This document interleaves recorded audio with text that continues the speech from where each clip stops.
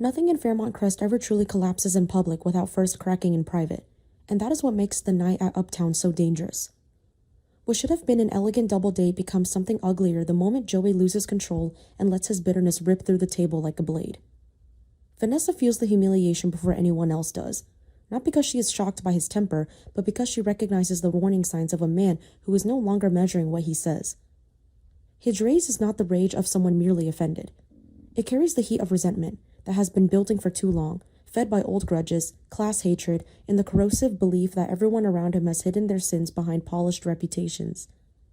When he lashes out at the so-called good people, the politicians, and then spits out that chilling reference to dead bodies, the entire table changes. The evening is no longer about manners. It becomes a silent war over who knows what, who fears exposure, and who will strike first to stop the bleeding. Nicole is placed in the worst position possible. She has spent too long mastering the art of composure to let a public scene reduce her to just another woman dragged into scandal, yet Joey's words felt too pointed to dismiss as drunken poison. For a split second, her pride collides with fear. If she says nothing, she risks looking weak in front of Carlton and Vanessa, as though Joey's accusations have landed somewhere uncomfortably close to truth.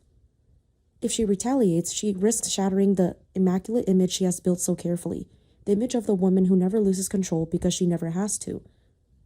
That tension is what makes her silence more explosive than any outburst. She is not simply swallowing anger to keep the peace. She is calculating the cost of every possible reaction. Vanessa, meanwhile, sits rigid with a different kind of panic. She's not only afraid Joey will embarrass her. She's terrified he may see one sentence too many and expose a secret that has been surviving only because no one has dared to speak it aloud. Carlton steps it out not out of pure loyalty, but because he understands that once a dinner table becomes a courtroom, everyone present may end up testifying in ways they never intended. His instinct to protect Nicole is real. So is his instinct to contain the moment before it turns towards something he cannot explain away. The possibility of a slap hangs in the air not just as an act of fury, but as an act of desperation, the kind of impulsive violence someone chooses when words have become too dangerous to let continue. At the law office, another performance of loyalty is already unfolding, and this one may be even more poisonous. Bill corners Thomas under the weight of Haley's accusations, forcing the younger man to defend himself while pretending this is about professional boundaries rather than marital manipulation. Haley has done what she does best. She has taken suspicion, dressed it as concern, and handed it to Bill as if she were protecting their marriage. Whether Bill truly believes her is almost beside the point. His pride as a husband is now entangled with his authority as a boss, and that makes him reckless. He cannot easily admit that his wife may be lying without also admitting that his marriage is built on unstable ground. So Thomas becomes the easiest target, a man young enough to pressure, isolated enough to corner, and inconvenient enough to sacrifice. Yet Thomas's desperation suggests more than simple innocence. His connection to Lynette may have come from curiosity, from duty, or from a quiet attempt to uncover something rotten before it spread further. But now every explanation makes him look guilty because Haley has framed the story first. The real danger for Bill is that in trying so hard to play the husband defending his wife, he may begin to see the cracks in her story and realize he has been used as the weapon. If that happens, the scene stops being about Thomas keeping his job and becomes about Bill losing everything he thought he had under control. Nicole's retreat into Kyle's arms only sharpens the contradiction at the center of her life. With him, she can pretend there is still a private world untouched by political pressure, social performance, and emotional warfare.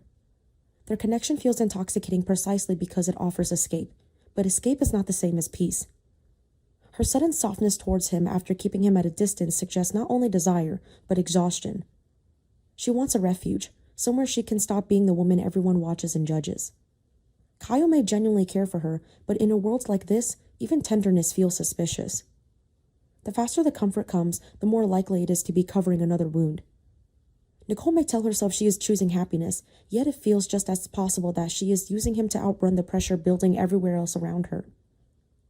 And while everyone else is busy pretending their problems are still manageable, Haley finds herself staring into the one thing she cannot manipulate so easily: exposure. Lynette is no longer content to enjoy the benefits Haley secured for her and remain quiet. She has begun to understand that Haley's marriage to Bill was never built on sincerity, and that knowledge makes her dangerous. Haley's fear is revealing because she does not react like a woman insulted by gossip. She reacts like someone who knows another person has found the seam in her entire scheme. Buying Lynette off may not work. Threatening her may only confirm her suspicions. Trying to silence her could drag Haley into even darker territory, especially if Lynette has protected herself with evidence. For perhaps the first time in a long while, Haley is the one feeling hunted. That is what makes the Easter celebration at the Fairmont Crest Country Club so deliciously deceptive. Beneath the flowers, the applause, and Anita's grand introduction of Jennifer Holliday, the room is full of people carrying private wars behind perfect smiles. The brunch promises music, beauty, and tradition, but in a place like this, public celebration only heightens private collapse. Every table is a battlefield disguised in pastel colors. Every embrace hides an agenda. And by the time the holiday glow begins to fade, it may become painfully clear that the most dangerous thing in Fairmont Crest is not anger itself, but the secrets anger can no longer keep buried.